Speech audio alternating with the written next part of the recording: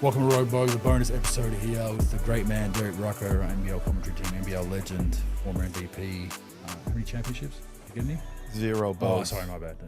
Wow. I didn't get one either. Stop. I don't think NBL championships matter considering the NBA stuff. One. Yes, I understand. Larry took mine in the Perth series, 2-1. We lost it. Okay, so Scott. Larry's got mine. Yeah. But great to have you, man. Talk some NBL. It's been a fantastic season. Obviously, we worked together on the telecast, which has been fun. But there's been a lot going on in the NBL, and it's head turning week to week. It's such a dramatic league, and I think now that you've been back, 4 or 5 years now, I think you're really kind of assimilated into the NBL ecosystem. And from afar, when you're overseas, and I guess you watch what's going on, you don't realize just the daily drama, the week to week, the emotional ups and downs. And I think one thing about our league is that there are only 10 teams, and every game is played separately. Mm-hmm. There's so much focus, not only from teams strategically scouting, but the peers and the media. Everybody is focused on one game at a time, and it makes it super unique. That just doesn't happen in any other league. Yeah, and you play each other, you might play each other twice in 2 weeks or 3 times in a month, and you hate each other because you're seeing each other too much. But I mean, I've been on record numerous times saying I enjoy watching the NBL and following it more than the NBA. And people say, "Oh, you're an idiot. It's just because you're a team owner and blah." You have to say that. I genuinely do, because I feel like the games matter so much more because there's so much movement in that ladder week to week. Home court's important. Every team's trying to avoid being. If you make the playoffs, you don't want to be 3, 4, 5, 6 because it could be for some of those teams 1 game and out. Could be 2 games and out. Percentage matters. So you got teams if you go to an NBL game, you're not going to see that NBA team down 30, put on the 11, 12, 13 guys. And, if you're coming from Australia or overseas, or that's your 1 game, you're not a wealthy family, that's the 1 game you're going to see. You're like, shit, I don't want, no offense to those guys, but I want to see the big dogs play till the end. Buzzer to buzzer. Yeah, you don't see that in the NBA. You see it in the NBL. So that's kind of my argument as to why I've enjoyed more. I think the games just seem like they mean a lot more. Well, it's interesting that you bring up the percentages, because right now the Sydney Kings are 0.16% behind Melbourne United. And that is that's a point or two. Yep. That's a point or two difference in a game. And I think on the broadcast a couple of weeks ago, you said, it might come down to percentages at the end of the season for some of these spots. And John Casey jumped in right away, and he's like, oh, no, it will. Yeah. Over the past 4 to 5 seasons, especially with the introduction of the play-in, percentages are going to matter. And you have to be very mature and sophisticated in your analysis of how you finish games and understand you can't get sloppy. You can't get sloppy or you may miss out. Especially late in games. And you see, I think Josh King's been really good at it. He'll, they'll be up 9 with 30 seconds. He'll call timeouts and advance the ball and try to draw up a play to get an extra 3 or a 2. And I think it's important. I think it matters. And I think Southeast Melbourne, a couple of years ago, they piped Perth for the last spot in the playoffs, or something happened there where they knocked them out by percentage or something like that because of the loss. But you have to do it. And I think it's important. And look, there's people will say, well, you're playing guys up 15, they might get hurt. Well, there's a risk of getting hurt in the first minute, right? That's just a part of basketball. But I think the percentage thing just makes the league, you can stay till the end of the game. You can actually see guys actually battling towards the end. So we'll just touch on this week and then get into some other stuff. But the first game was of the round. We've still got 2 games left in the round at time of recording, but Sydney, Southeast Melbourne. I'm down in Byron on holiday with the family, and I make sure I tune into all the games. So I'm watching it, and the kids are in the other room, and for 3 quarters, I'm throwing shit. I'm swearing. Oh, really? I didn't realize you get that emotional about it. Not exaggerating. Yes, slightly. Not really throwing stuff, but my wife will just hear me. My kids will hear this, an F-bomb here and there, and Dad isn't. They must not be playing well. They're laughing, in the other room. But Southeast Melbourne just kicked our ass. They were moving the ball. They were up and down. They were guarding us, and it seemed like we're trying to fight back, and it'd get down to 9, and then it'd be back out to 15. And they literally kicked our ass for 3 quarters, and somehow, some way, we go on a 38-16 run. In the 4th quarter, win by 9. You look at the box score and you're like, oh, yeah, easy win for the Kings. No, and get that win. And down as much as 18 and down as much as 13 in the fourth. Just an unbelievable comeback. I didn't like I don't want to win that way, but showed a lot of resilience not to give up. And I think the Kings probably a month prior to that maybe lose that game, you know, with the way things were flowing, guys were down on each other and it wasn't flowing nicely. I think that win is a probably could be something we look back at as a real turning point in the season for the Sydney Kings. And last season, you definitely lose that game. Yes. You definitely lose that game because you don't have the defensive foundation. And that's been one of the different things about the Sydney Kings this year.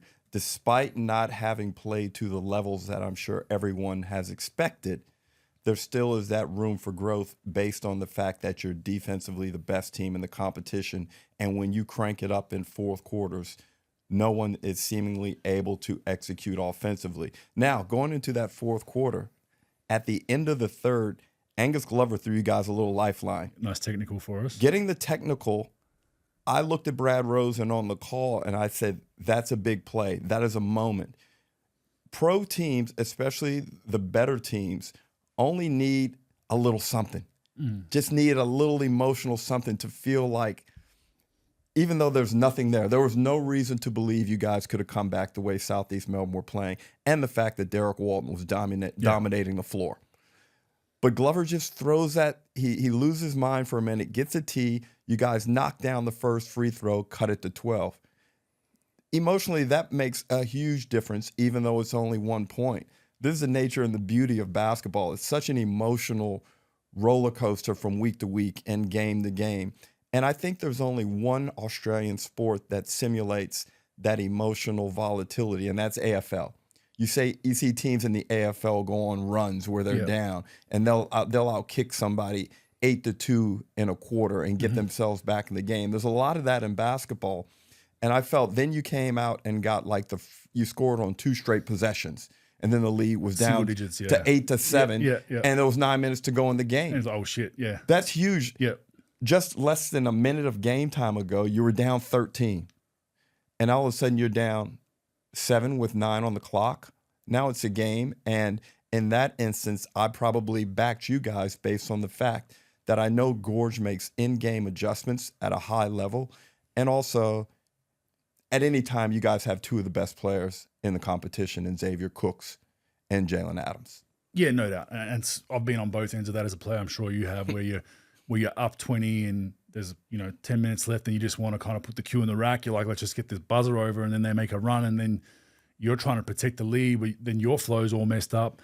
Been on that end, and then you've been on the other end where you're down 20, you're like, shit, let's just free roll it and see what happens. Let's just roll it out on the table and you make a comeback, right? And I remember we were up on Canberra Cannons in Australia Day. I was playing for West Sydney. We were up 23 in the third and lost. Yeah. And it goes to the grave with you. People think because we play so many games over the course of our career. You remember those ones. Yeah. You think they just all mesh together. They don't. And just describing it then, you can recreate the emotional pain that you went through on that day. Yeah.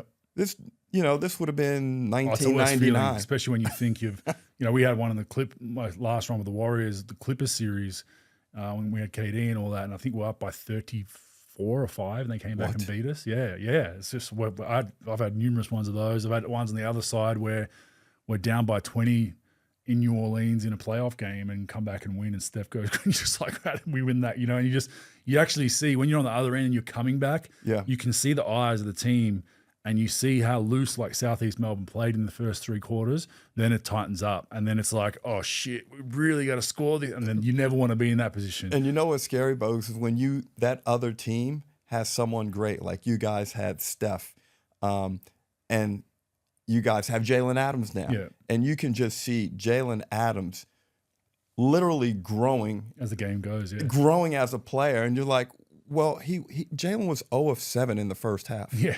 He had 3 points, and it looked like he just looked semi-disinterested. We know how Jalen, not to say that he is never fully passionate about what he's doing, but some players just give off a different vibe. They carry themselves differently, and sometimes Jalen can look like he's not into it when that in reality is not the case. Well, let me tell you what. He had 29 in the second half, and you could see him getting to the realm where he was unstoppable. There was nothing at a certain point, once he got going, there was nothing Southeast Melbourne could do to contain him. It was all about whether he failed on the play or succeeded. His success and the team's success, consequently, was totally up to whether or not Jalen could make the play. Yeah, I agree. And you can see he's slowly building momentum game to game as well. And the other thing that I think we did well was we putting Tui on Walton Jr. Tui's, a lot of people talk about him, obviously going to the draft and his skill set.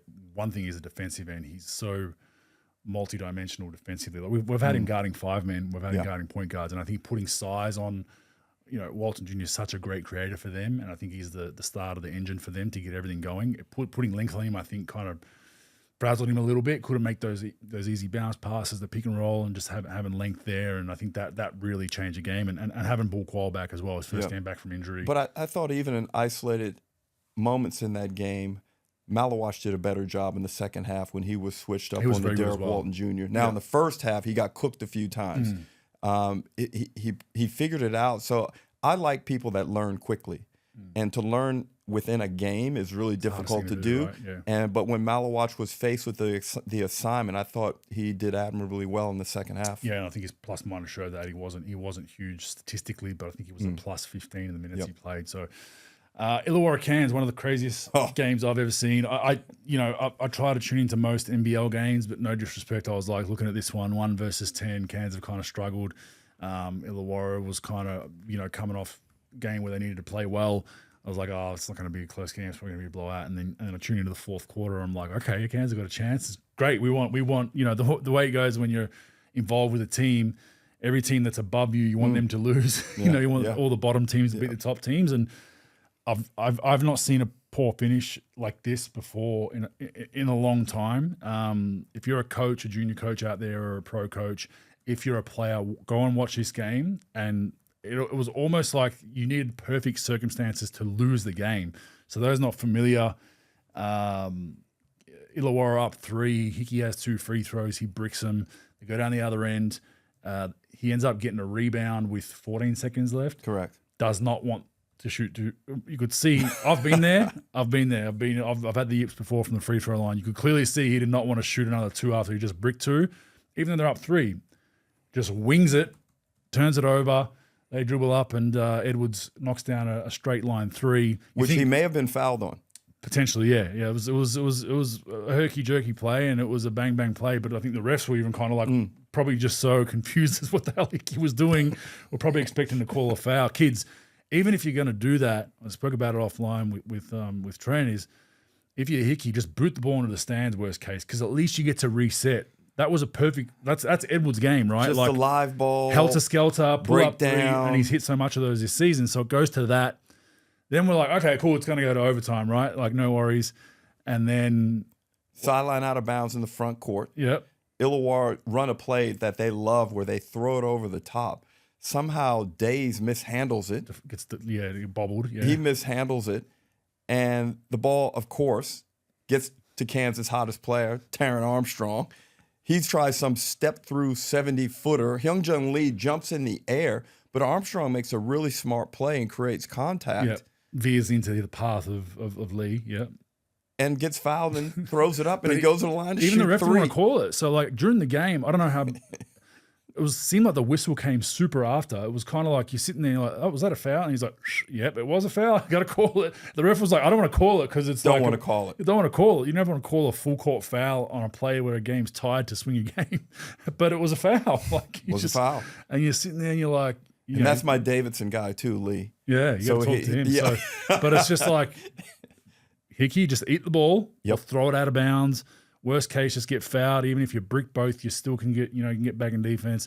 And then if you Lee, the adage of just don't even jump, just stand still, bolt your feet to the ground, hands straight up. If he makes that, shake his hand, say, good game, great shot, fantastic. You might lose one of those out of 100, but just a wild end to the game. But you've been saying all along in our private conversations that Cairns are going to bust some people. Yeah. And we probably expected it to be a little bit sooner than now, but it's taken them a minute to get all their bodies back. But what they do well is they play really hard, and they've got a guy in Taron Armstrong. Like, he's really good. He's far better than I thought he was going to be this quickly. All he's got to do is add a little bit more of floor management and provide direction to the group. But in terms of his mojo and his self-confidence, it's way up there. And his jump shot, his three-point shot, he's got more variety in his shooting than I thought he was going to have, and it's more effective. He's accurate. Yeah, and he has a confidence about himself. He can when I hear his interviews and hear him talk, he's got a nice confidence about himself that he believes he can do what he's doing. It's no shock to him. But yeah, back to Cairns. Look, I think they are just, they're not a traditional 10th place team in my opinion. They're not that bad.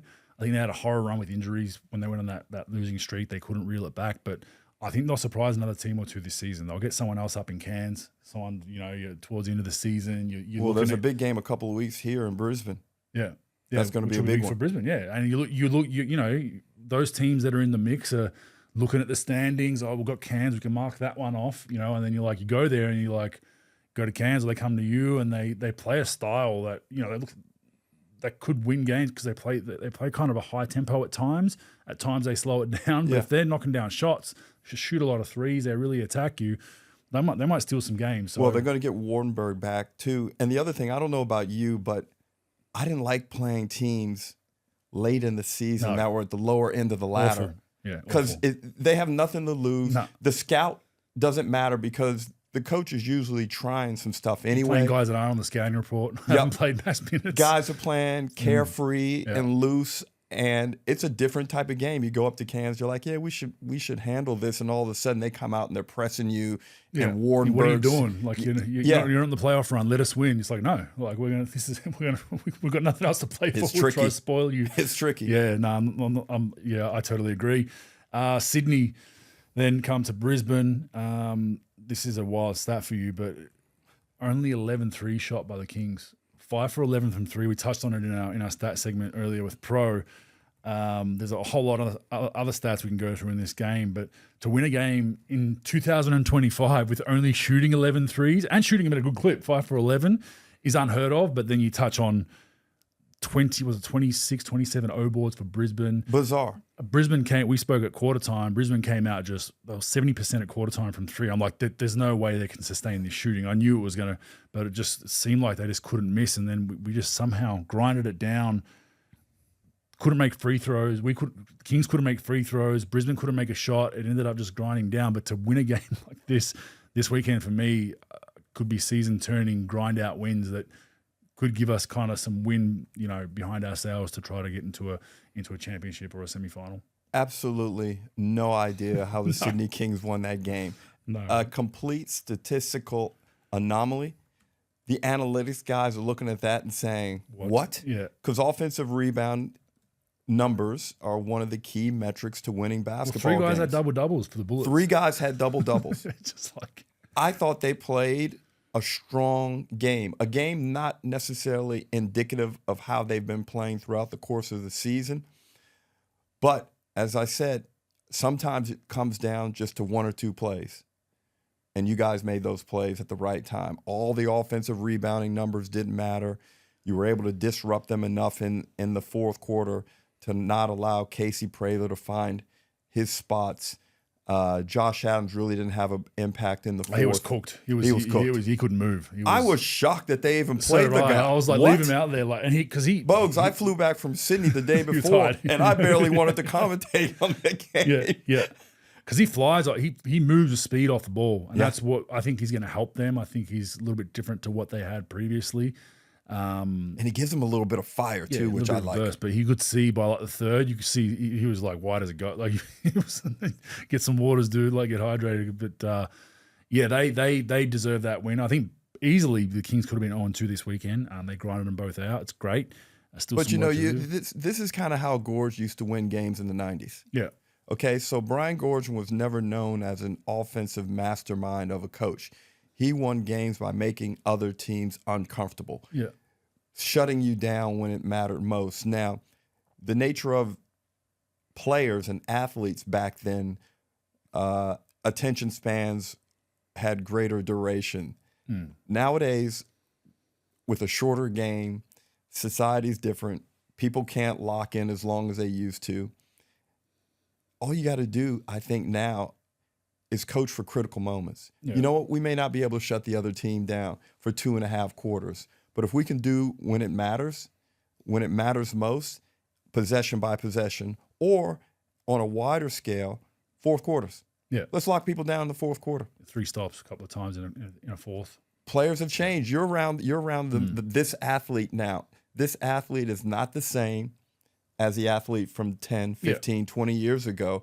Therefore, the coaching required to get the best out of this athlete has to be modified from what it was 20 years ago. Yeah, it's definitely different. It definitely is different, and that goes with everything, society, phones, that attention spans are much shorter, so you got to kind of keep things kind of moving. You can't look too far back in that rearview mirror either, like the old school coaches that would just, you'd watch the whole film session from the last game. Nobody's trying to do that. You can't do that these days. You want to address certain points and have touch points, but you got to pick your spots. You just can't do it consistently. Let me ask you something about your career. Did you ever think, why are we doing this? Why are we spending 2 hours watching this video? Did you ever think that that may not have been the proper way to analyze and get the best out of players? I mean, looking back now, yes, but in the moment, you're like, oh, this is normal.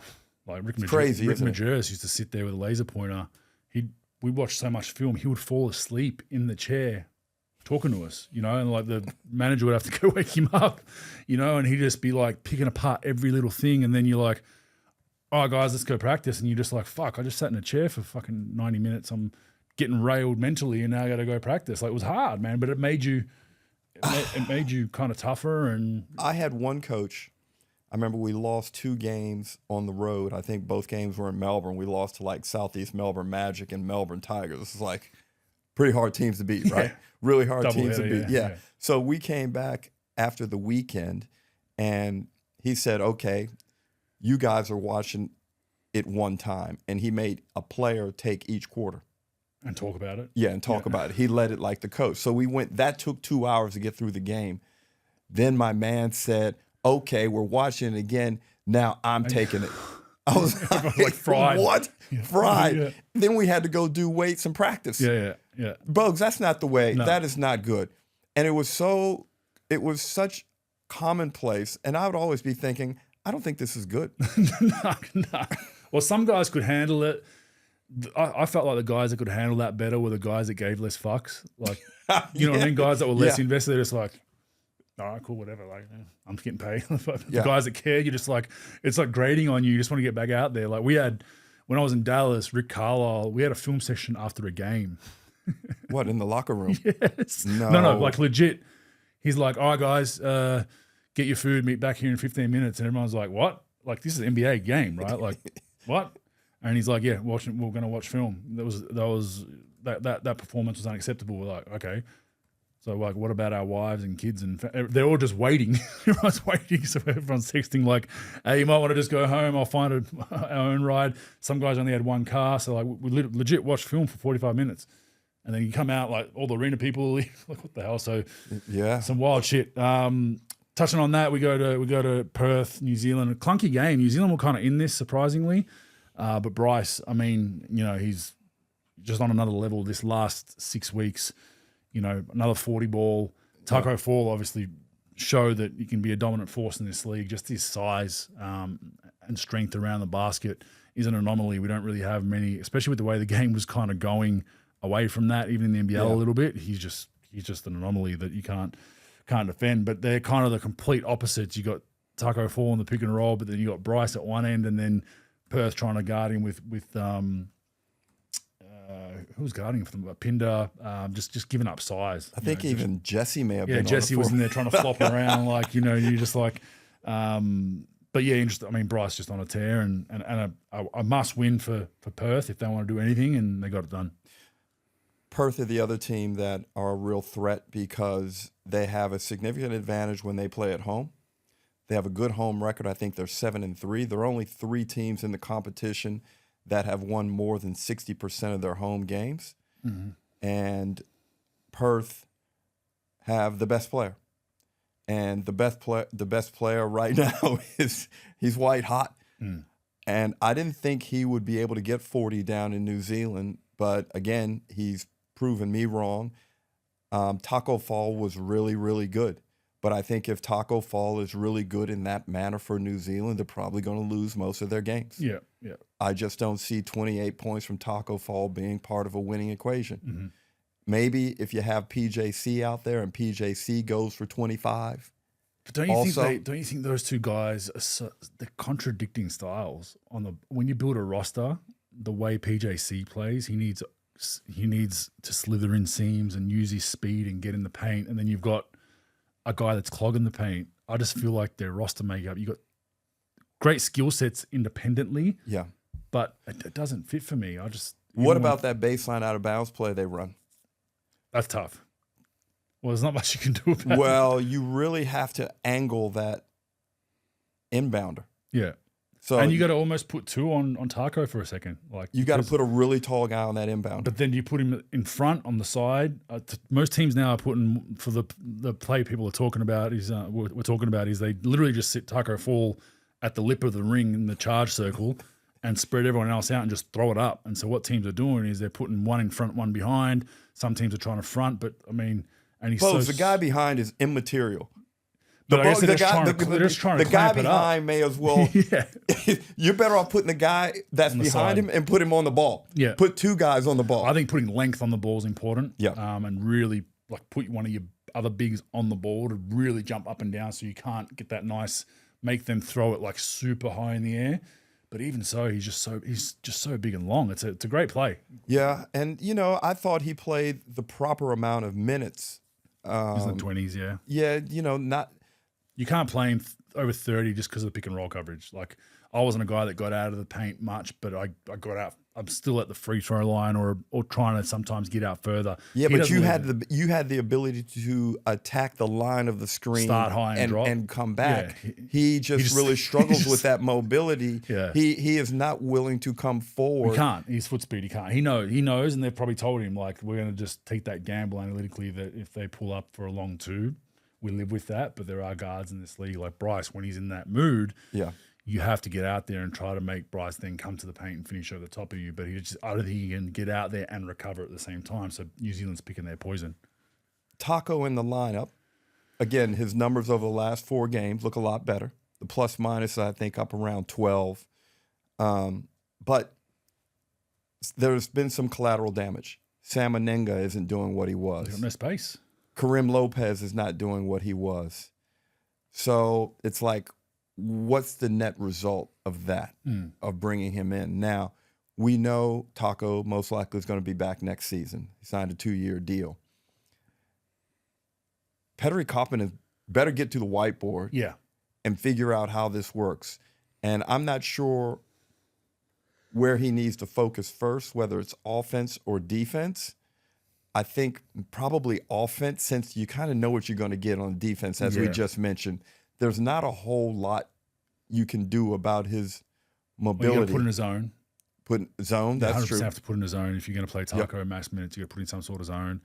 You got to get some more shooting, especially at the 4 spot. I mean, Menenga's streaky from there, but not a consistent. I think Anticevic is a good shooter, but he didn't play much minutes last game, which was strange. So you got to put some more shooting in with him.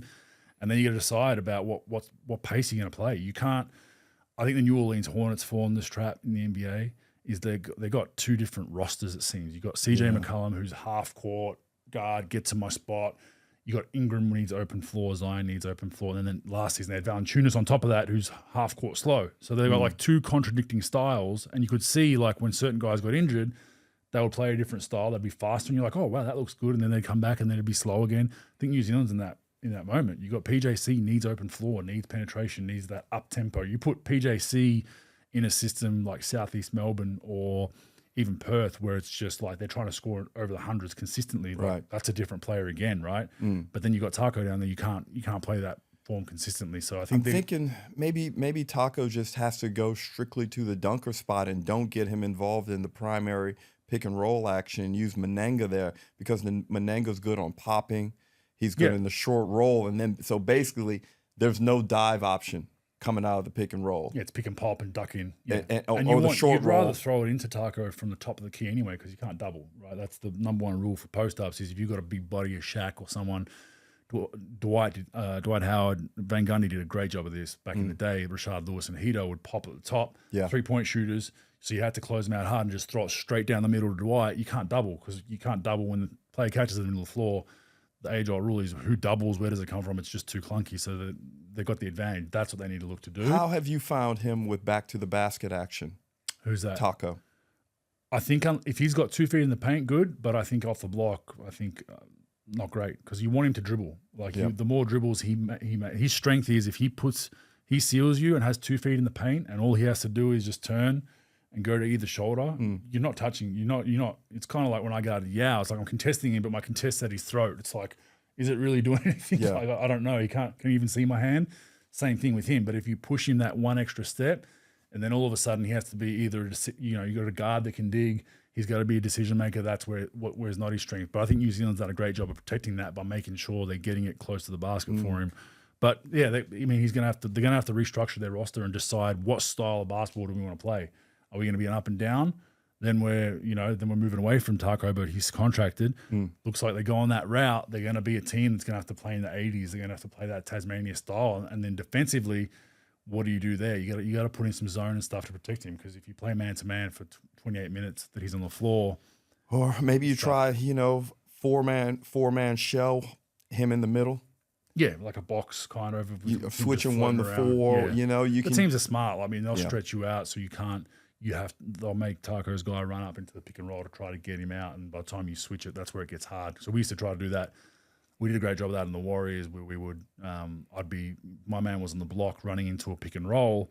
I would pre-switch as soon as he's gone. I would just tell Draymond or whoever was in the corner guarding the 3-point shooter, just run up with him, and then I'll just guard the 3-point shooter, right? And the team started counteracting that by then sending the corner guy out. But there's ways to do it. But New Zealand's, I just think they're in a tricky situation where I just don't know if they know what style they want to be. Or want to be up tempo or, and then the last game. I mean, Southeast Melbourne thumped Tassie in Tassie, which you don't see very often down there. You see Tassie kind of cop it on the chin every now and then on the road, but for them to get done the way they did, and Southeast Melbourne playing good basketball, they easily could have been 2-0 this weekend. King's done a great job with I think he's just given them belief. I think he's just given them, obviously Walton Jr. being healthy. I think Sobey has a subpar game, but still on the court and influential in certain plays to get him a win. Hunter's been solid for him. I just think they're. You could see when who's the import that was shooting all the air balls? Wieskamp, yeah. His name went over my head, but you could see he airballed a couple of shots, and King goes to him and just like, "You're a shooter, man." See, I like Wieskamp. I don't know about you. I like Wieskamp. I like him as well, but I'm saying in that game, he airballed a few shots, right? And you could see he was getting down on himself. King's just like, "You're a shooter, man." Like, the same thing happened when they beat Illawarra. Wieskamp got off to a really good start. Then he came down and pulled the trigger on one a little bit early. He airballed it, but King didn't kill him, brought him out of the game, had a chat to him, kind of tried to keep him going, and he made plays later on in the game. I was shocked that Tasmania relented that many points at home. I was down there last Sunday for the game against Brisbane, and they looked so ferocious defensively, moving their feet, not putting pressure on the help because the point of attack defense was so solid. And I just thought that they would – I thought that the atmosphere and their defensive intensity and pressure would be too much for Southeast Melbourne. But you got to stand up and take note now. You got to take note of Southeast Melbourne. As you said, Josh King has got them playing. And in particular, Sobey. He was down yesterday, but in the past when we've seen Sobey down, he kills the team. Tries to find it like too much. He's gone away from that now, and he's staying and playing good basketball. You do not need to score double figures to have a good game. Yeah. You can still be really effective on the floor, especially when you're that athletic and you draw so much attention to yourself, and perhaps it's finally clicked with him, you know? And a lot of that credit must go to Josh King.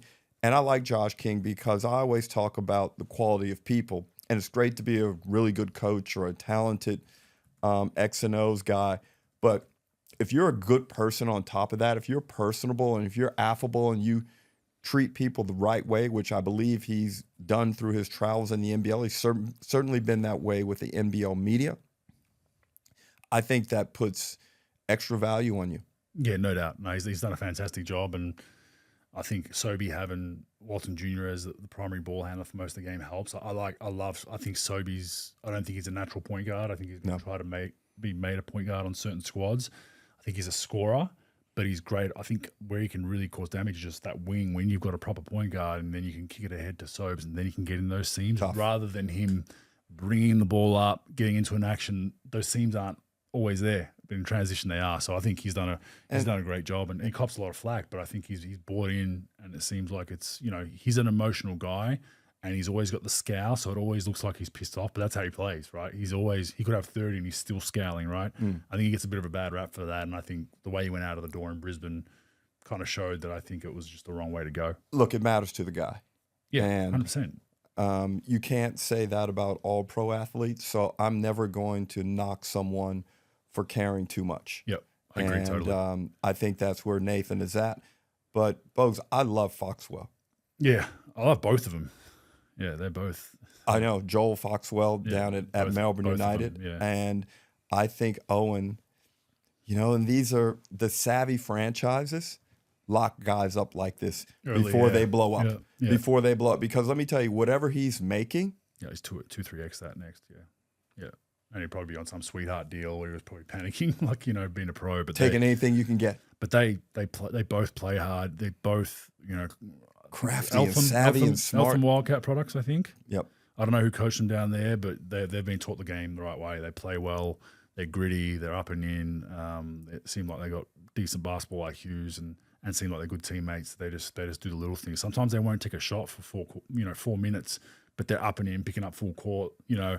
And they got that. They got a little bit of swag without being disrespectful. Yeah. They're notorious. Hit them back, and they fall down. You get a charge, and then you're like, "Oh, he's hitting me!" You know, they frustrate you. And I love players like that use their brain. Like I've railed this guy the last 3 possessions. If I give him one more, I think he's going to hit me in the chest in front of the ref. Bang, go down. But if you look at that team construction of Southeast Melbourne.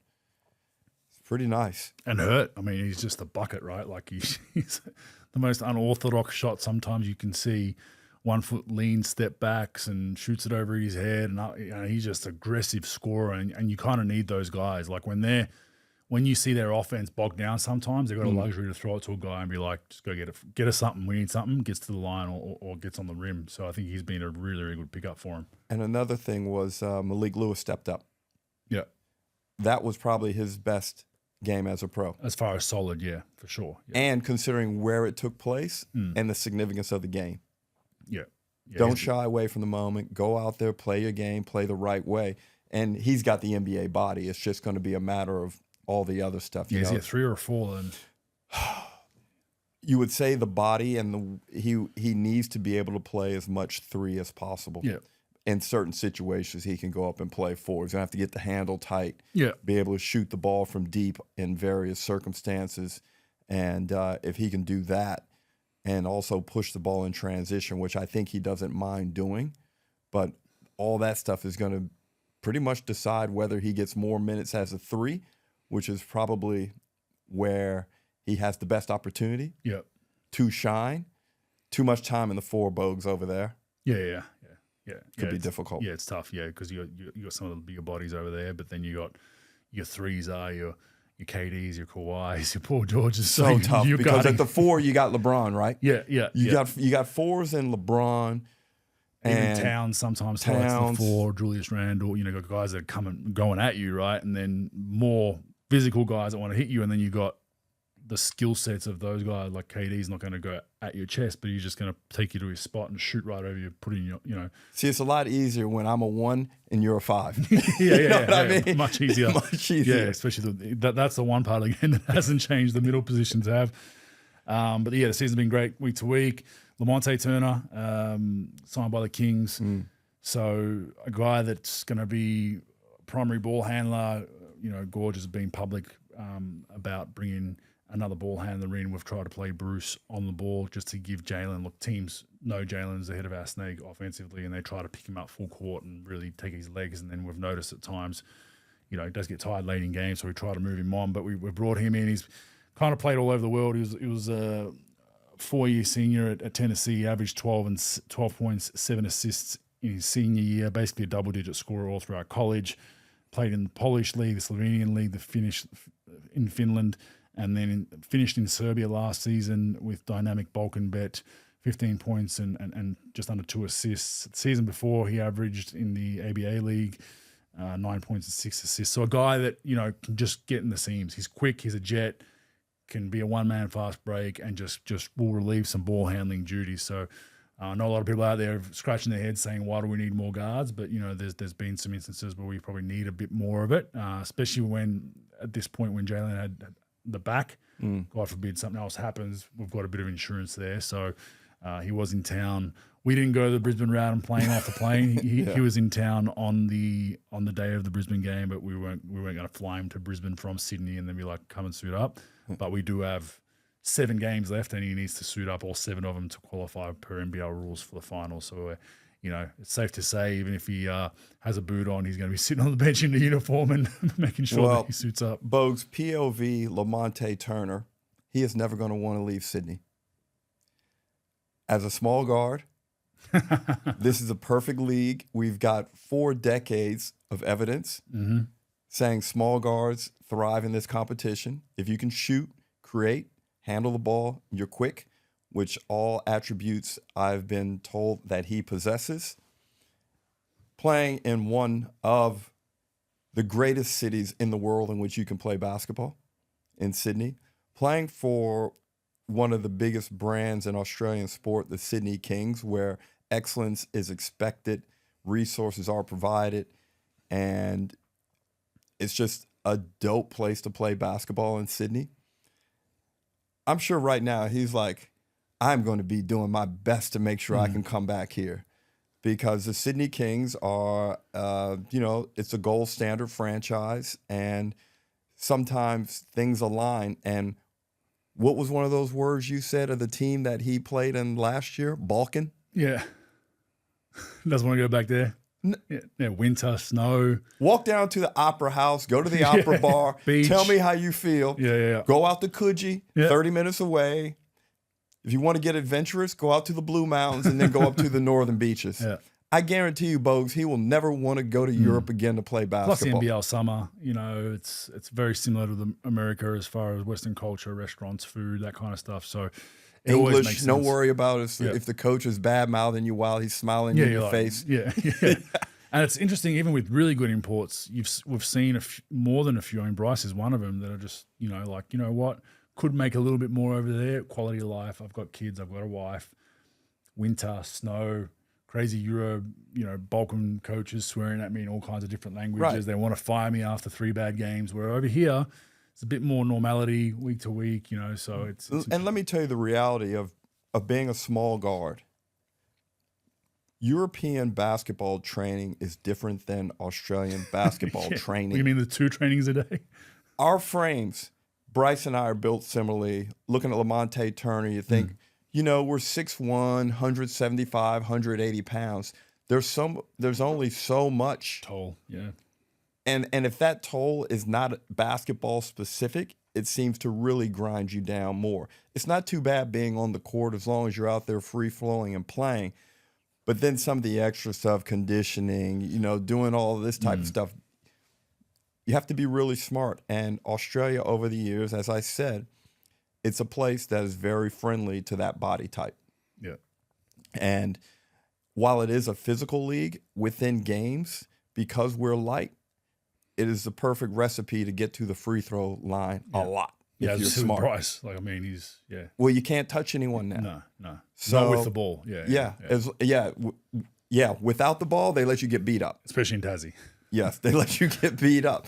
Yeah. But this is one of the reasons why small guards have had so much success over the years. And I'm excited to see Lamonte Turner play. From all reports, he's a talent. Yeah, he is. Look, he's not this isn't disparaging him, but he's not a big name that people thought this guy that's played all around the world and been dominant in the NBL. It's kind of a relative unknown on this side of the world, but we like that. You know, I think that you want to, you know, hopefully he comes in and creates a burst, gives us a bit of energy, and I think he will do that. You know, just the way he's played. You watch some of his clips, he's a jet. So we'll watch that space. Adelaide, Melbourne. Big problems for Melbourne. I I keep waiting for them to hit that defensive prowess that we're so used to seeing from them and Vickerman, but it's not happening, Bogues. They had no answer for Kendrick Davis. Yeah. The guy was doing everything he wanted. He was scoring. He was distributing. I love the way he's playing, and he's managing the game. He's a real good point guard. Physically, Montrez and Isaac too much up front for Melbourne. Mm-hmm.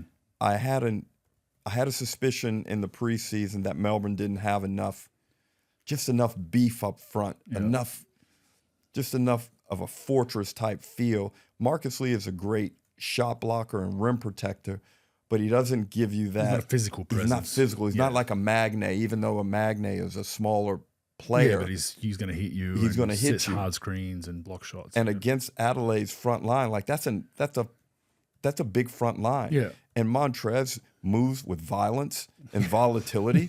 And Isaac is that big that everyone loved to have because he's kind of clumsy and falling all over you. Falls into it. And he's heavy. He's heavy and he's tall. Yeah, he can block shots too. And he can block. But as someone who has to go against that and lug that up and down the court, it starts to wear you down. Yeah. And Rob Lowe, again, good offensively, but then I think at the other end not great. And he's had had some numbers this season, but I think it's that they're trying to figure out what they do there. And can he play physically, Bogues, without getting emotional? Yeah. And putting his team in a bad position. Yeah. And they're going to need him to be physical, but he can't be getting flagrant fouls and technicals and all that type of stuff. You have to be able to defend, be mature about it, which he should be, and rebound the basketball. Yeah, I wouldn't be surprised if Lee somehow finds his way in that starting lineup just to give them a little bit more, because I think I know they're trying to spread the floor offensively, but I think they were good last season when they just bought into their defensive identity. And I think that if you can have some size at the rim with those guards, because right now, like even if the guards do a great job getting up and in the ball, like no offense to Rob Lowe, but if I'm a guard going at Rob Lowe, I'm not veering off. But if it's Marcus Lee and I'm going inside the paint to the rim to finish, I'm probably going to veer off and shoot a floater, right? So it's kind of two different ways. And but Adelaide, I think, they're such a high risk, high reward team. Like, honestly, they're like either here or they're here. I think their fans are going to be either super elated and talking about the game they just saw for the next 3 days. Or that's the way they play. It's kind of like, Adelaide, they could win the championship. They're literally, my opinion, they could win the championship or finish 7th. Like you don't know because they're so talented, and when they're together and everything's firing nicely, they're very hard to beat. Like very hard to beat, as we know, as Sydney realized 2 weeks ago, as United just realized. They're tough. But my thing with them is when the smallest thing goes wrong, it's like it can turn into an avalanche, finger pointing, and then guys are just going to that mode of, I'm just going to get my numbers. If we lose, who cares? And they lose by 20, and then they have, rumored fights at training the next week and all that. But credit to them, their season was literally on the brink. And I said on a couple of weeks ago, I think they're right there from imploding. And they've reeled it back. Can they sustain that now? They've got a tough run to get there, but but I talked about being risk averse, and I don't mind the composition of that team. They've got some characters, but you need those, Bogues. You need a guy like DJ who legitimately believes he's the best player in the league. Yeah. And go for it, DJ. Yeah, he's a gunner. Go for it. And that's the reason why that guy can reel off 7 shots in a row. Ball quickly, They have Trez. They have a Stabling influence who's starting to get time again now. I've noticed that he's been put in the rotation with Khadid. And I think that's a really good move, just to settle them down, move. He just knows how to play, gets guys into spots. Move Kendrick off the ball where you don't need to pull him out of the game. And Khadid does a really good job of getting the ball to people when they need it. He understands. He can read his teammates and be like, okay, Isaac needs a touch. Trez needs a touch. Jarrell needs a touch. I'm fascinated. I think they might be the most intriguing team of the competition because of that variance and where they may finish. Yeah, I agree. I don't like playing against them because I don't know which Adelaide's going to show up. They've got obviously the best inside presence in the league, in my opinion. Even with Martin not in form, when you factor in him, if he comes into form late or just finds a little bit of it. But I think a big out for them is Sunday. I think when they get into the nitty gritty of a play-in, they're going to need a stopper. They don't really have that on the perimeter right now with that injury. That's the one piece that right now I think they'll be okay. But if they face a Perth in a play-in, he's the guy you need on your squad. You need someone that can just lock down. You know, Illawarra's got it with Wani. We've got it with Bull. There's teams that have that stopper. That's what they're missing with that injury, and it's a hamstring, so you hope he's back sooner rather than later. All right, we're going to get into a little debate here. You're going to, I don't know where you sit on it, but, hearing Copes on the telecast yesterday, the load management thing, I mean, Copes and Lowry, they're the president and vice president of minutes. I'm in the middle. I'm kind of, I get their gripes. I'm also not a complete load management guy. I feel like I'm stuck in the middle. I think there's sometimes a time where it's needed and you need to do it. And for those not familiar, Copes and Lowry, especially Copes, because he played with Andrew Gaze, it was coached by his dad and played 49 minutes in one season the year they had a couple of overtimes. Where do you sit with it all? Are you one of the old heads? It's like, back in my day, we played 48 minutes and you guys are just, and then we've got Trent here, who's you're probably, I'm not sure where you'd sit, Trent, but you're younger than both of us. Are you all the way load management or I mean, if it affects the product, no. I think that's what it comes down to, right? Like, people are coming to pay money and watch these games. Like, if it's going to affect the overall product and damage your team's brand as well as the league's brand, that's where I think you start having a problem. But if it's going to help you win games, if it's going to help you get to these 3-5 game series and be able to kind of get your team over the line, I think you'd be stupid not to, is kind of where I sit. Where are you at with it? Well, it's a case-by-case thing, but I want to start off with the premise, I need all the scientific data that supports whatever case you're making respective to each player. Right. Okay, so if you say, hey, Andrew, your minutes restriction is 25 this game, please show me how you arrived at 25. Please show me. And if we're arriving at 25 and I'm the head coach, I want to ensure that we are factoring in all the other stuff you did up until the game, like pregame warm-ups, shoot around. Hey, if we maybe cut some of the fat there, can I get a few more minutes when I need it most? Yep. Can I get some minutes there? Can I bump him up to 28 if he only does 50% of the shoot around? What about if he starts his pregame warm-up 45 minutes later than he normally would? Can I get some more minutes there? So those types of things are quite ambiguous, and I would love to hear more evidence on how that's included in the overall arrival at X minutes. Well, I think the arrival is the GPS data. Like they've got the sensors on that we catapult that actually will monitor your load, and it can the technology within those sensors can tell when you wear it. The reason why you have to wear it all preseason is because when you're in shape and feeling good, it gives a load about how your body's moving and how things are moving. When you're not moving as well, but your load's going up and you're laboring, there's an actual science with it, right? So they'll know. They'll come and be like, oh shit, like same session we've had the last 3 weeks, he's at double, like he must be fatigued or getting in the flu or getting sick. But would you agree that every era of basketball, as an old head that played, I'm a mid head, you're a young head, Trent, you're an old head. Would you agree every era gets better basketball wise as far as like just the demands? Yes, like the demand on the body, the toll. Yes, there is no doubt and I think we touched on this in a pregame show. The evidence is there that with the increase in the 3-point shooting and the different spacing and the changed geometry of modern basketball, there is more physical burden placed on every player on the court due to that. So now you've got guys 6'10". Back in my day, a 6'10" guy most likely was not standing outside the three. Block to block, yeah. Yeah, so he was block to block, high post flashes. But if he was outside the three and I was in a help position, I didn't need to hard close out on him. Okay? So that was a part of the game that I didn't have to deal with. Now, there were other things that made it a lot tougher as well in my era, travel, nutrition, all that type of stuff. So things do balance out. But overall,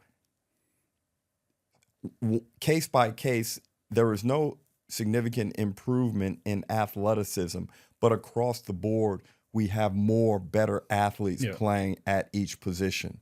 So it certainly is harder now. The game's played at a higher intensity, probably not as intelligent as back in the day, but this is where it is. And I don't knock any style of play now. Sometimes we see too much three-point shooting. Sometimes, as I said, the game isn't as smart, but I have full respect for the physical requirements of the modern player, just as I would hope that they have respect for what we did and the pioneering we did to try and, you know, keep the league going. So it's a two-way thing, but I'm not like totally against load management or minutes restrictions. I like to make fun of it, but sometimes, you know, I just want a little bit more data. Yeah, I think it's a balance. I'm of the thought that I think every era gets better, and it just with science, technology, progression. I mean, the shoes alone from what you wore compared to what's made now. You know, I was playing in Jordans that people just style in now. Exactly right, and just even taping techniques, the physio now you can get, the massage, the needling.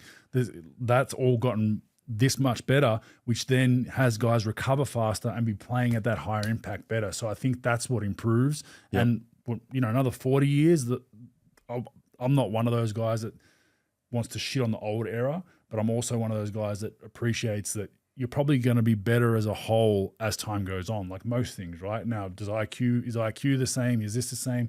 That's all debatable, right? And I think definitely more smarts were probably needed at phases back in the day because it was much more ball movement orientated, getting guys involved. There wasn't a lot of isolation. But then today you've got 100 pick and rolls a game. You got bigs, like you said, bigs have to come up and blitz a pick and roll, then expect to protect the hoop, then stretch to the corner to shoot a three. And you got guards that are, you know, wrestling guards because they switch wrestling bigs because they're switching 1 through 5. And also offensively, Bogues, individual creativity, talent, and shot making is at an all-time high.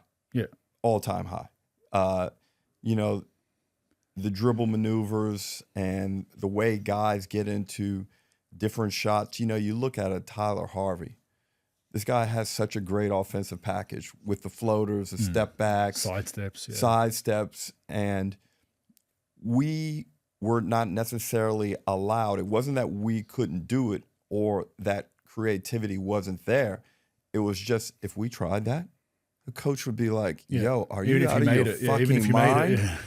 Good shot, don't do it again. I mean, we had enough trouble shooting an open pull-up three in transition and our coaches being okay with it. So there's also that side. If an Andrew Gaze, and he was probably granted more latitude because his dad was the coach, but nevertheless, because he was used to playing within the system, he didn't attempt a lot of shots that you see lesser guys taking now. So if Andrew was given free reign like these guys are given today, 6'7" point guard, it'd be a significant problem. Look, I think it's just interesting to have the debate. I think it's. But Bryce Cotton's the greatest shot maker we've ever seen in the NBL. Don't get it twisted. Yeah, he is the greatest shot maker we have ever seen. Yeah, but you know, back in the day, you do watch some tapes and you watch some tapes from that era. Defense was not a priority for most teams. It can look pretty average. And to your point, there was a lot of guys you didn't need to guard out at the perimeter. But I think the demand now from coaches to play both ends takes more of a toll. So it's like, okay, like no disrespect to Gaze, but the other factor with Gaze is if he played today, he'd be in every defensive action. Yeah. They'd put him in everything, every pick and roll, get Gaze involved because wasn't a great defender, right? Like smart, long, but not a great defender. And probably saved his legs at that end a little bit. Because he had to score so much. Exactly right? So these days it's very hard to do that, and you ever rarely see. That's why you see so many of these high usage guys, your Hardens, your Doncic's. They're not great defensively. They're actually poor at times. Where they're like, why aren't they putting in effort? Because you can't. In today's game, you cannot be elite at both ends. That's why I respect guys that try to do that. Yeah. That they end up fizzling out. Kawhi, they end up getting banged up. Like it's very hard to do. So well, I mean, Golden State, you guys actually created the concept, and it may have been with Rudy Gobert when you guys just torched Utah playoff series after playoff series, and basically the concept of playing someone off the floor was created during that time. No one, Clippers. Was it Clippers? Clippers, yeah. No one ever talked about playing someone off the floor. Yeah. When I was We did it with Tony Allen. We started me on Tony Allen in game 4, and I put Draymond and Harrison on Zebo, and Gasol, had them front at all costs, and had me literally stand in the middle of the paint. But am I wrong? Did you guys play Gobert off the floor too? That was the Clippers. Okay. Yeah, T. Lue did that. Yeah, he was putting Terrence Mann at the 5. Right. Gobert didn't know where the hell to go, because he's like, do I protect the rim or guard? So I think, yeah, but I just hate, not that I hate Copes. I love Copes, but I don't have this debate with him, but I just hate the whole back in my day, this game is, and I agree. One thing I agree with, I enjoy the older game better. I love like 90s, 2000s hoops, I think were the best era in my opinion, because every team had its own unique, different style. And I loved seeing like this random style and coach philosophy. They run flex. They run the shuffle. They run chin. They're a pick and roll team. This team's just throwing it down to John Dorge or Chris Anston. You know what I mean? Like, Dorge. So like, yeah. I love that John shit. Dorge, one of the great second foulers in the history of basketball. After the whistle. I mean, the number of times he clocked me. Bad. Sorry. Oh, sorry, D. And then he'd come give you a hug. And like even the hug might hurt you. Yeah. Like you go through on penetration, the guard creates contact with me, whistle blows, and I go in there. And like nowadays, you just block the shot. Yeah. They're friendly. It's running over you. Back then, elbow to the elbow up in here in the sternum. Good job, John Dorge. Yeah. But yeah, to my point, I love that basketball where it was like different, even NBA triangle versus this. That was great. I think that's what is lost in today's game, and that's the one knock I have is like way too many threes, too much, way too analytics based, which are kind of that's what's winning games. So, and Boston won winning that way. Everyone copies what wins, right? But it's crazy though because basically the triangle offense is extinct, gone. Yeah. At times, Steve Kerr had a few concepts we had little that he would washes mix of in. it. Yeah. But he also used some Davidson stuff from Steph, from Coach McKillop. Yep. Princeton offense is trying to hang around. Yeah, but it's usually one or two actions out of it into a pick and roll or into, so. It's gone. Yeah, the flow is basically your up the floor Princeton. Flow pistols, like they still, but it's, Well, the thing is NBA players, like you hear a lot of NBA stars that I've been around and on other teams is they're like, why the hell are we running this shit? Just get me the ball and get the fuck out of the way. Yeah, it's like their mindset is like, because Steve was big. I've been in the gym working on my game, coach. Let me get it. Let me show you what I got. Which is fine, but so Steve was big on running an action to deceive it into the essentially getting it to Steph into a pick and roll or something. So a lot of those guys are like, why are you making me run off of these fucking screens, flex and this just to get it in a pick and roll? Just let me get the pick and roll at 20 on the shot clock. And you're like, but those guys don't understand the premise of you got teammates that need to touch the ball and feel like they're part of it. So then when you get doubled in the fourth and you swing it to Joe Blow over there who hasn't touched it for 3 straight quarters and you're mad at him because he missed a wide open 3, that's why we do this. So it's trying to sell that to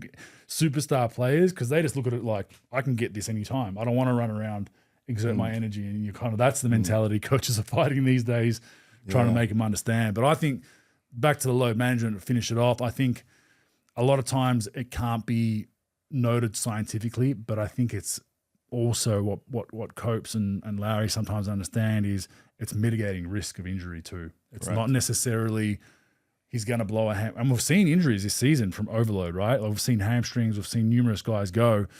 But that's always happened even before the era of load management.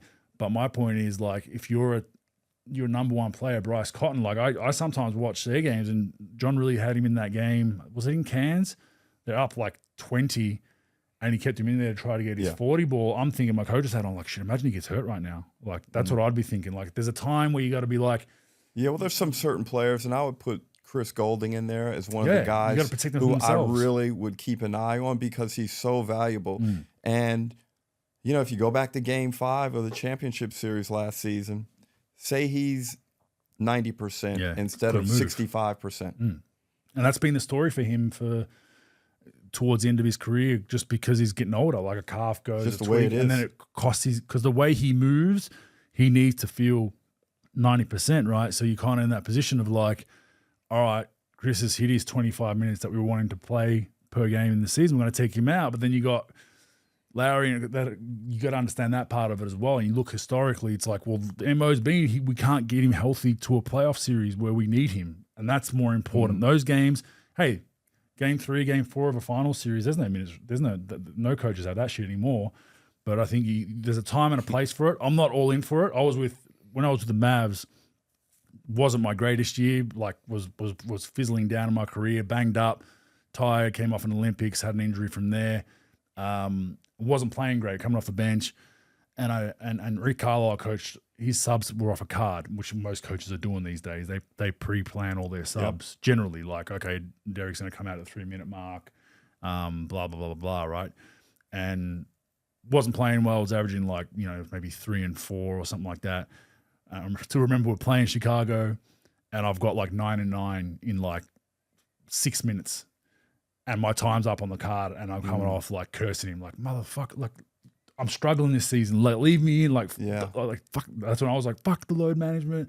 Like, you just come off an injury. Like, screw your rotations. Put your card away. Let me find it. Let me give it a 20 and 20 tonight. And that's a tough one. And that's where, as a coach, you got to have that leeway of like, you know what? I got to know my guy. Like, is his confidence down? And now he's finally got it going. Chris Golding, he's hit 3 threes in a row and he's had 3 bad shooting games. Let's buy an extra 2 minutes, 3 minutes, right? So I get that argument, but I don't think it's heavy one way or the other. And I suppose it's a team's and a coach's philosophy as it comes to risk. Yeah. And I'm probably less risk averse. I think people would have figured out than, say, an Andrew Gaze is from a coaching perspective.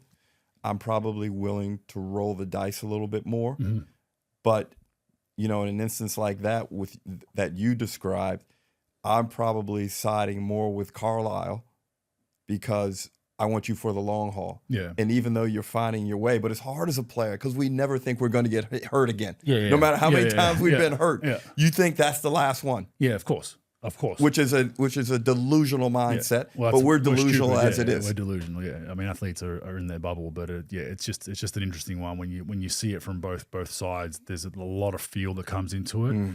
I feel like if you're all into one or the other, if you're like strictly a coach that listens to just your science, all right, yep, to the second, that's a bad recipe. If you're the other guy that's like, hey, like, I'm the coach, you're the science guy, shut the F up, I'm doing my thing, which we've had coaches like that. I've had coaches like that that were like, so where does the next level of progress come from in this? It's a balance. I think it needs to be open communication. But how does the science get better?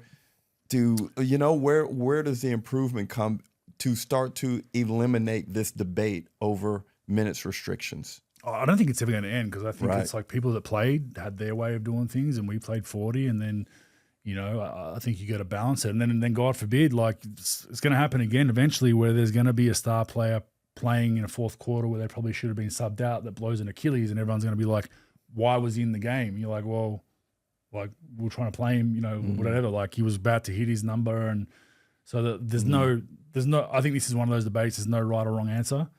And no one's going to be right. No one's going to be wrong. But I think it's a balance. You got to kind of use both and have a good feel with it and try to utilize all the tools because there are valuable tools, right? If you know a guy just played 35 last game like Bryce, I'm sure they heavily modify his practices. Like he's not out there practicing every day and doing the full sessions. He's probably got a routine that he's in. You got to tweak things like, hey, okay, we've got 2 in 4 nights. We've got 2 in 3 nights in the NBL, which is rare, but it happens sometimes. That first night, if I can buy him a couple extra minutes and not play him, if it's Bryce, for instance, and he's 35-minute average, if I can get him down to 29 or 30, I'll try to do it because I know it's going to pay dividends 2 nights later, right? So you got to think about all that shit as well. It's not as simple as just in the moment. I just think there's a lot of pundits that are locked in the moment of a game, like, oh, he just, why can't he play 40 minutes? And you're like, well, it's different, man. Like it's just one of those things. Sometimes you got to protect the player from themselves, and I think it's a balance. It's a work in progress. All right, just to finish up, we're just going to touch on end of season awards. We've got MVP, 6th Man of the Year, Defensive Player of the Year, Coach of the Year. MVP, does it need to be discussed? Easy. Bryce Cotton. Some guys making some noise, though. Kendrick Davis, Jalen Adams, Casey Prather. There are some guys floating around, but ultimately it's Bryce's. Yeah, I think it's 1 and Daylight. I think the next, there's a bit of a wrestle there for who's 2. But I think it's, the amount of 40-point games, and they should make it. And as I said earlier, I think, PJC, if the suspension hurts him, but I think for a guy like that, and what could hurt Davis is that you got to make the 6. You have to be a winning team. I know people argue, well, it's about your individual performance. I'm big on, if you're an MVP, your team should be at least in the mix. Team's lifted by your performance. Same as all NBL first and second. I'm sorry. My opinion, none of those spots in those all NBL teams should be from a team in the bottom 4. Because if you are a top 10 player in the league, you should be at least 6th at a minimum. Especially now, you got the play-in, you got 2 extra spots. Get in there. 6th man of the year. I like Quatnoy. I think he impacts games positively. You look at his advanced numbers; they're strong, and I think he brings something else that Sydney needs: spirit. And you have to look beyond just the numbers and the performances sometimes when the award is going to be pretty closely contested. Now, James Bateman would have been a good candidate also. But I think it's Quats to win. Yeah, I agree. I don't, no bias, but I think just he's really embraced it. I think he's embraced that role of like, hey, we need some scoring. I'm just aggressive. And sometimes, look, he has shot us out of a game or 2, but he's shot us in many more. Like he's single-handedly won a few games for us this season in the 4th quarter. And he just comes in. He's super aggressive, like you said. He's got some shit to him. He'll get up into the crowd, pump the crowd up. He's talking shit to guys. See, like, Bogues, for me, that matters. Are you, especially in Sydney? Sydney, you have to entertain. Yeah. There needs to be more. It's a Sydney crowd. They have a lot of other things they could be doing with their life.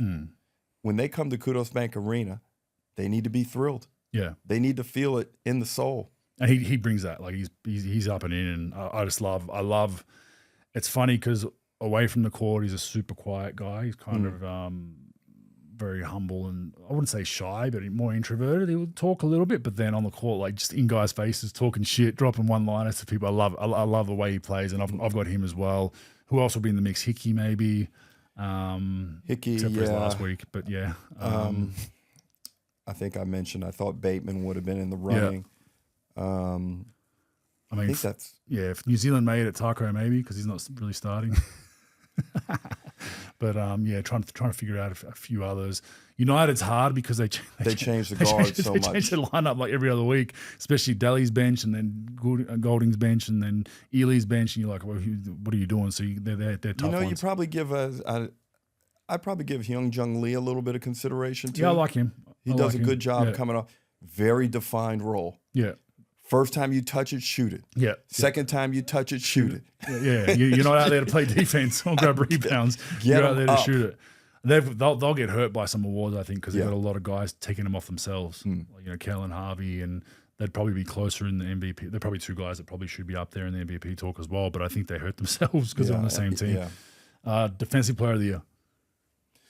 That's tough, and this is an area that's been dominated by Shea Illy. But if you look at his advanced numbers on the defensive rating individually, it's not what it was last season. Yeah. The injury, I probably had Magne in the hunt. But you look at you guys, the Sydney Kings. Zave Cooks is really good on the defensive end. I feel like I'm leaving someone out. Wani's very good. This is going to be a hard one because of Melbourne United's struggles.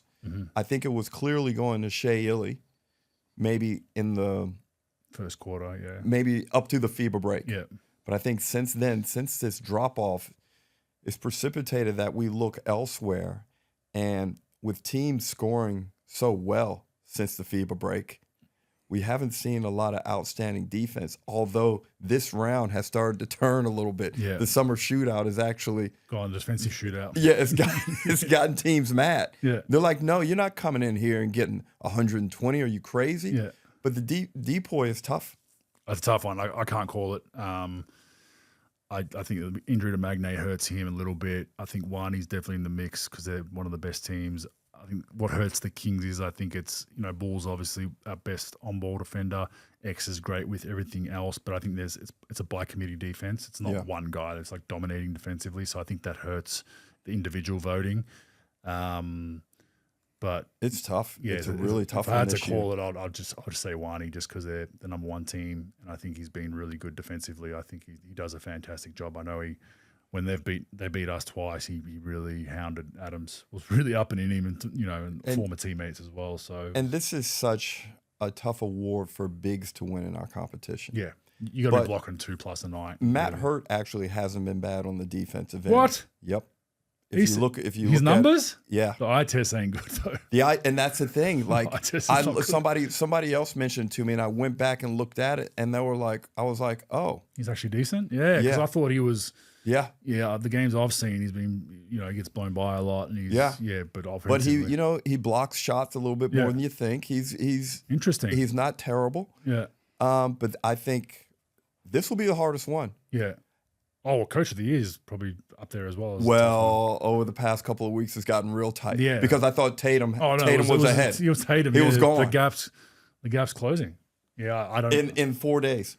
In 4 days, that has totally changed. Yeah, well, because when you lose to the bottom team, it hurts, right? Like that hurts your aspirations. I think he's still the slight front runner. He's probably the slight one. I think Dean's had a shocking month over the last course. Sydney's been up and down. So let's talk. Have Sydney really been up and down with respect to wins and losses? No, over the past, they're up and down within games. That's the thing. Like quarter to quarter is like, can we get some consistency within a game? Yeah. Can the Kings win a game just boom to boom and look we really? Like to entertain. We like to entertain. That's we'll fine. Keep you on the edge of your seat. But just like Southeast Melbourne did yesterday in Tasmania, it is so difficult for the Kings to win in that manner. Yeah. However, if you look at the past 7 or 8 games, the record is really good. It's just not. It's not how dominant that I'm sure you guys would like it to be. So if you look at the Coach of the Year, I think Gorge has worked his way back into the conversation. Scott Roth, Justin does Tatum, King have a chance? And Josh King. So he's technically, they started 0-5. I think they're 10-4 under him. Were they 0-5 or 0-6? Yep. Sam went 2-1. McKinnon went 2-1. Okay. So I think Josh King is 10-4. You're right. He's 10-4. No, 9-4. And they got 11 wins. Yeah, 9-4. So the style of play, the fact that he's impacted certain players in the proper way. Yeah. Bogu's one of the best defensive teams in the league now. And I think the case could be made since he's taken over that they are the best team defensively. So you rank those 4 guys. Yeah, it's hard. Tatum. It's hard. It's a hard one. Tatum. I'm probably going Tatum, King.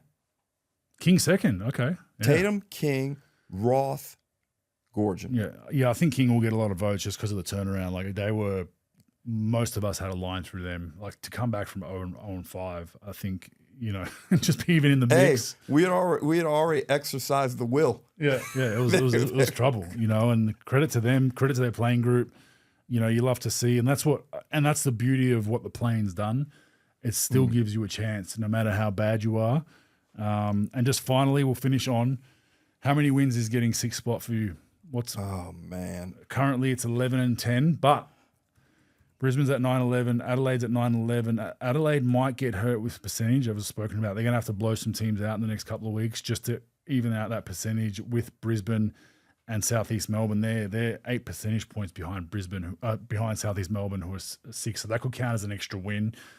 But point being, a lot of these teams play each other. Case said 15 got in a couple of seasons ago. 15 wins, 13 losses. There's 1 extra game this season, right? So 11-10 is currently in 6th. What gets in for you? So I think this year 16 will be the number. And there's a big game in several weeks where Adelaide visits Sydney. Yeah. And I think Adelaide are going to win most of their games in the lead up to that one. That's going to be the one that turns their season. That's going to be the one. And I think that's going to be the one that determines whether or not you guys finish in the top 2. Oh, wow. I like it. Because I think we only got one game after that, I think. Yeah, you have 5 home games remaining. Yeah. And you've been slightly above average at home. Yeah. In this league, you like to win at least 70% of your home games and try and get 45% of your road games. And that's a formula that gets you in the top 4 if you can stick to it. But right now, I think you guys are kind of muddling around. What are you at home? Maybe 5-4? Yep. What are we at home? Yep, 5-4. 5-4. Yeah, a couple of losses early, but now a pretty big homestand. So have to take care of home court, I think. Yeah. You win 4 of those at home. You go 4-1 down the stretch at home. You're sitting pretty. Yeah. You mess around and go 2-3. Yeah, and I mean, it's not, you're playing some very good teams. Yeah, Melbourne United on Thursday for the Sydney Kings, and then Cairns on Sunday will be tough. Illawarra, Tasmania, I think is tomorrow night. Which is to finish that game, and then there's one more game to finish the round after that. Bullets and Breakers. Bullets and Breakers, which the Bullets have to win that one. That's a must win for them. But that's one that historically they would drop. A letdown game for them, a game they shouldn't drop, but that's an important one for them. But that Tasmania game, Tasmania Illawarra down there, with Illawarra's form the way it is, they lose that game, and then they're in the pile with the rest of us. So it then becomes just like a. I am so glad, because with my makeup as a player, I just stressed over everything. This league is 10 times more stressful than when I played in it. We had more teams, Bogues. We had 14, 15, 16 teams. Yeah. We played a lot more games. Top 8, right? Got in. Yeah. This is stress. It's stressful enough being an analyst and trying to get through it, but it's exciting. Yeah, it's super exciting, and you love it. So if you haven't caught NBL games, if you just follow the NBA, follow the podcast for the NBA stuff, get out to an NBL game. It's a great product, and it's going to go down to the wire. Thanks, man. Appreciate you coming down, making the trip, and having a chat all things NBL. I'll see you Wednesday night. That's right.